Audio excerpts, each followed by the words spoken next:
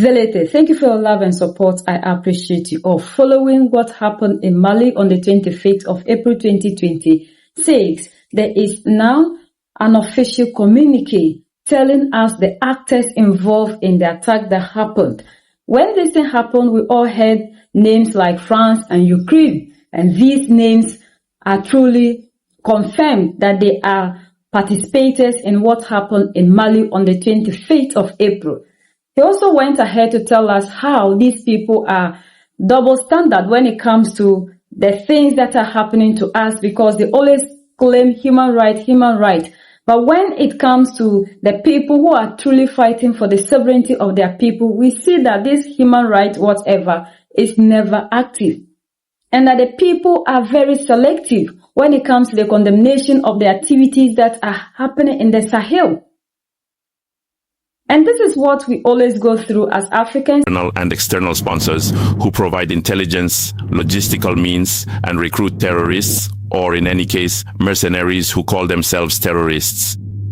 Some of these sponsors even act openly, like Ukraine, which has publicly claimed its logistical support for terrorists operating in the Sahel. As you have already learned through the government's official statements, Mali was the victim on Saturday, April 25th, 2026. Of complex, coordinated, and planned terrorist attacks with both internal and external sponsors against several cities in our country. These attacks caused casualties, both civilian and military, among whom was the late Army General Sadio Kamara, Minister of State, Minister of Defense and Veterans Affairs, whose passing was detailed in the Transitional Government Statement dated April 26, 2026. In his memory and in memory of all the victims of these barbaric and terrorist attacks, I would like to invite you to observe a minute of silence.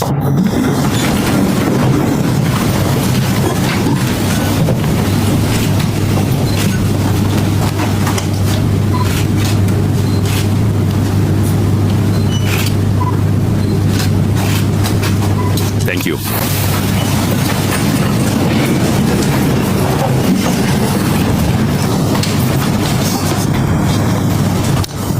Mali. The people of Mali, Malian men and women and friends of Mali continue to mourn the illustrious departed Army General Sadio Kamara, whose character was beyond reproach. His exemplary career, his patriotic commitment and ultimate sacrifice have now made him a national hero. I reiterate the transitional government's sincere gratitude for the many messages, calls, statements, testimonies, and other expressions of sympathy, compassion, condolences, and support received from the international community during this tragic time. However, I cannot help but point out that certain international organizations mandated to defend human rights, as well as supposed international NGOs, which claim to defend human rights, were strangely silent when Mali was attacked on April 25th. Yet, on the other hand, they suddenly regained their voice to issue selective condemnations following the opening of an investigation and the subsequent arrests. It is always regrettable to see the continued politicization of this issue of human rights, accompanied by selective condemnations that are often motivated by underlying geopolitical intentions. To return specifically to the attacks, I would now like to provide the following detailed observations. First, the alliance between terrorist groups and certain armed groups operating in the northern regions of Mali is no longer in any doubt. The parties involved themselves claim responsibility for this evil coalition. This confirms what the transitional authorities have been repeating since the attack on the boat, the Tombouctou, September 7th, 2023. Next, it should be noted that the complexity of the attacks, their coordination, and the number of terrorists involved confirm the change in the modus operandi of the terrorist groups. Initiated a few months ago first, you witnessed it as an attempt to suffocate the national economy. This cynical plan failed thanks to the responsiveness of the armed and security forces and their partners. A contingency and response plan by the national authorities was implemented effectively. These attacks are not isolated incidents, as you know.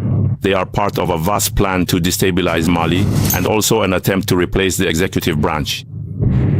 The Malian executive by the terrorist horde, hence this unnatural alliance through this coalition of armed terrorist groups. What happened on April 25th was aimed at nothing less than decapitating the country's leadership. There were two major targets that were aimed at. The first was the residence of the head of state in Kati. Two car bombs targeted this residence. One exploded, one was shot at, and then exploded. The second, due to its response, was unable to detonate. So the target was well known. The second, unfortunately, was the car bomb that exploded at the residence of the Minister of State, Minister of Defense, and Veterans Affairs. You know the rest. I believe the primary objective and ultimate goal was unmistakably clear to everyone involved. To replace the leadership in order to bring in individuals who are certainly directly under the financial influence of foreign powers that only seek to destroy. The drive to rebuild our country's choice to take its destiny into its own hands, to assume its sovereignty, to ensure its security, to develop independently in Mali, in the region, and on the international stage. And this determination cannot be broken. Our country will continue to stand tall, to face challenges, and to take responsibility for its decisions. As the writer Joseph Kizerbo would say, I repeat it every time in the Ara Ansara, if we lie down, we are dead. Mali will not lie down. We will not accept subjugation, nor will we submit to the dictates of regional states or more distant countries who believe it is their right to decide for us. Who should lead our country, what decisions we should make. That decision belongs to the people of Mali. We will be able to take responsibility for them, with full dignity and responsibility despite these cowardly and deceitful attacks. In their nefarious undertakings, the armed groups have received support from both internal and external sponsors who provide intelligence, logistical means, and recruit terrorists, or in any case, mercenaries who call themselves terrorists. Some of these sponsors even act openly, like Ukraine, which has publicly claimed its logistical support for terrorists operating in the Sahel. Others still continue to bury their heads in the sand. For us, it is very clear today, we must understand what we are talking about when we speak of the fight against terrorism. For us, the interpretation is absolutely clear. For us, this is a hybrid war, a war waged by proxy by certain states, against Mali and against the other countries of the Confederation of Sahel States. By attacking a mosque on April 25th, this once again confirms that terrorism in the Sahel is political. It has nothing ideological or religious about it. It is also an information war in which disinformation, manipulation, the glorification of terrorism, and even, we go further, the laundering of terrorism are all intertwined, to such an extent that those who today label the transitional authorities as tyrants are now allies, the spokespersons, and the media relays of terrorist groups. And you follow, on a daily basis, certain media outlets that have now become the clear spokespersons, providing the necessary platforms for these terrorist groups, without a single voice being raised to call them to morality, to reason, or even to respect the law. Regarding the responsiveness of our defense and security forces, I would like to remind you that we have found ourselves, against our will, engaged in an asymmetric war. This means that, unlike conventional conflicts, the Malian armed forces are not facing clearly identified enemies, but rather terrorists operating in a devious way, I would even say in a treacherous manner, because some were practically wearing our army's uniforms, acting in a devious and treacherous way, hiding among the population and carrying out spectacular attacks on both military and civilian targets. This makes the fight extremely difficult. This requires a response adapted to the threat, which our armed and security forces strive to provide on a daily basis. In this fight against terrorism, I reaffirm the highest appreciation of the top authorities of the transition, the government, and the Malian people for all the various forms of support and assistance from Burkina Faso and Niger within the framework of the Confederation of Sahel States. Thanks to the operationalization of the unified AS force, our joint fight against terrorism is bearing fruit. Without being fatalistic, attacks like those of April 25, 2026, unfortunately form part of the various scenarios of asymmetric warfare. Despite the actions taken and the victims caused, Mali will not back down. It will not back down in its determination to eradicate terrorism from our territory, from the AS area, with the support of Burkina Faso, from Niger and other partners, notably the Russian Federation, whose actions alongside us I would like to acknowledge. This struggle in which the AES Confederation is engaged is being waged for collective security. I would even say for our collective security far beyond the Sahel region, if we have not yet realized it. In this dynamic, the AES Confederation is playing its full part and serves as a bulwark against hydroterrorism. Of course, our response is not solely a security-based one. It is comprehensive and holistic in its approach, and carefully incorporates political, geopolitical, social, as well as economic and development dimensions. However, I must clarify that the government does not consider engaging in dialogue with the terrorist armed groups, lawless and faithless, who bear responsibility for the tragic events our people have endured for years. The Malian government's openness to dialogue has been demonstrated on several occasions, notably within the framework of the National Refoundation meetings and through the intermediary dialogue forums. By further incriminating itself with JNIM affiliated with Al-Qaeda, the FLA has freely chosen to take sides and to support the cause of an extremist group recognized as a terrorist by the United Nations, which added it on October 4, 2018 to the sanctions list against ISIS and Al-Qaeda. In accordance with Resolution 2368-2017, we continue to welcome former terrorists who have joined the Republican framework. I would also like to share a few words of assurance and reassurance with you. On behalf of the government of Mali, I once again pay strong tribute to the resilience of the Malian people, but also to the resilience of Mali's guests who live among us and whom many of you here in this room represent. Do not give in to panic and murder. This is our response to these cowardly and barbaric attacks. Despite the attempted overthrow of the authorities, the institutions of the Republic remain strong and institutional, and security continuity is maintained, even reinforced, with the assignment of the duties of the Minister of Defense to the head of state, who, according to the Constitution, is the Supreme Commander of the Armed Forces. The appointment of General Umar Diarra, former Chief of the General Staff of the Armed Forces, alongside the Head of State as Deputy Minister, also ensures institutional continuity. Operationally, the new Chief of the General Staff of the Armed Forces, who has just been appointed by the Council of Ministers, is also an act confirming this institutional continuity, as well as the continuity in our political choices and the responses to be provided to preserve Mali's sovereignty and defend its territorial integrity. Whatever the circumstances, no Malian, no head of state, no government will ever give up an inch of our territory. We will defend our country. We will defend our sovereignty. An investigation was also opened by the public prosecutor at the military court of Bamako on May 1st, 2026. And the investigations, carried out rigorously, have made it possible to identify and apprehend both civilians and military personnel involved in the planning, in the coordination and execution of these attacks. This is to assure you that the law will prevail so that justice can do its work. Measures are being taken to strengthen and adapt our security system throughout the entire national territory.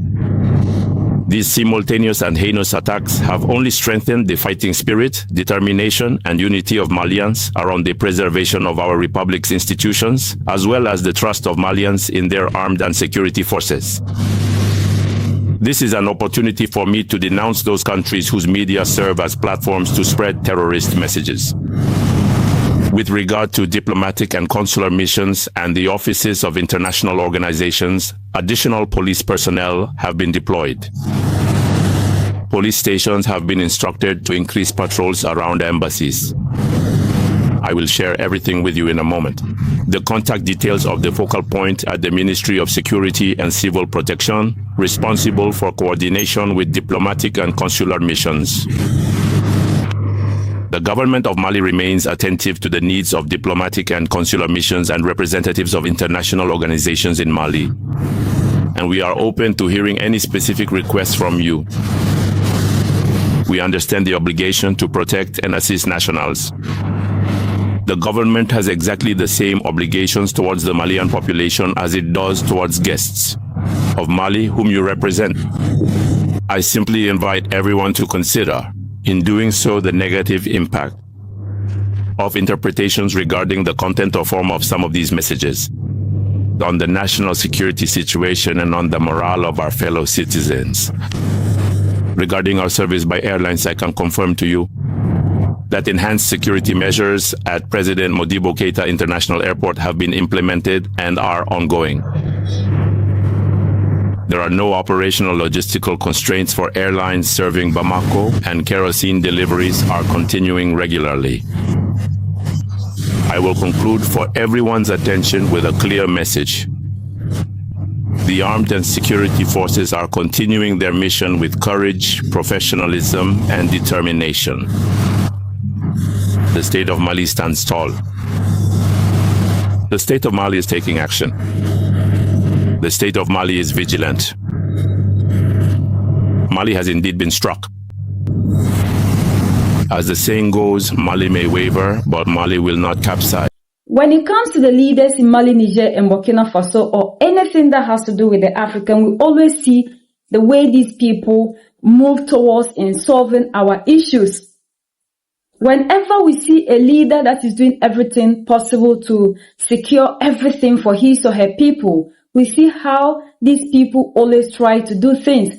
Throughout history, we have seen, and this is not the first time it's happening, but the leaders that we have that are doing nothing are the ones they keep on praising. And we need to understand that in this fight, we are the only ones that can fight to win this fight. Like he said, Ukraine did not even hide it. And these people that are fighting in Ukraine, that they are not able to counter whatever that is happening, have brought it here on the soil of Africa. And where are the African leaders who preach Pan-Africanism, who preach the African solution to the African problem? They are all silent. And we are seeing that our soil has become a battleground for people who are forcing themselves, imposing themselves on us simply because they believe the resources here must be used for them. Africans are treated this way because of our resources. And because we have leaders who will never stand up to these people. We only have our African leaders issuing statements, but when they need to act collectively to protect the land, they are nowhere to be found. But these are the people who can come together to protect the institutions that belong to the oppressor. And that is why wherever they go, all that they tell us is democracy, because it's through that system that they get access to everything that is on our land. And that is the reason to which they do not want to see any leader moving out of that system, because they lose control over you. It's sad that we are still the ones that are doing these things to ourselves in this modern age. Why must Africa do this? Why do we continue to protect ourselves in speech? People are fighting us, yet the African who's supposed to unite to fight against these people will rather team up to fight against the continent. Is there resources for other people? What crime has the leaders in Mali, Niger, and Burkina Faso committed? Just trying to nationalize their resources, making sure the resources benefit their people is the only crime they've committed. So what is the human rights preaching they always give to us? What is the betterment that they always promise to the people? If you will rise up against leaders who are doing everything possible to change the lives of their people. The most sadden part is the African living, allowing himself to always be used against his own people. We don't know the reason to which we need to be free. Ukraine cannot solve its problems. They can never do without us. They depend on us for everything. But when they finish, they tell you, the African, you need them. If we need them, why did leaders in Mali, Niger, and Burkina Faso kick them out, and these people find it difficult to go? Why did they find it difficult to leave us alone? That should tell you there's something here that they don't want you to know. The precious things that you have, the power. Why are they after the black person? That should tell you there's something special about us. And the time for us all to unite is now. We are the only ones that can set ourselves free. United we stand, divided we fall. And united we keep standing forever and ever. The greatest enemy of the African is mental slavery. So let's decolonize ourselves from mental slavery. Let's keep sharing to educate our brothers and sisters. Together we make Africa great for ourselves and the next generations that are going to come. So that's the latest around the world in Africa, West Africa, and in Mali.